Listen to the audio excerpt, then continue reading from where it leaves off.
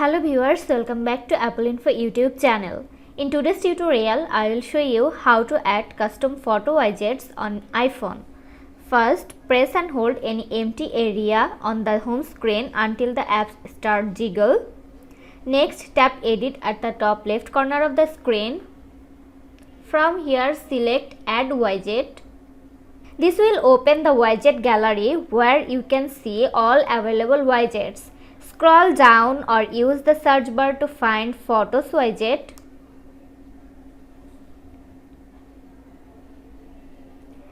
Tap on the Photos widget to see the available styles and sizes. You can choose your preferred size. Next, tap Add Widgets to place it to your home screen. At the top right corner, tap on Done. Now tap on the widget. In the pop-up, click on the Edit widget.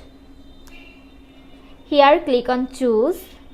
From here, you can select any album to your choice. That's it. In this way, you can add photo widget on your iPhone home screen. This was today's video. Hope you like and enjoy the video. Do like, comment, share and also subscribe to Apple Info YouTube channel. Thanks for watching.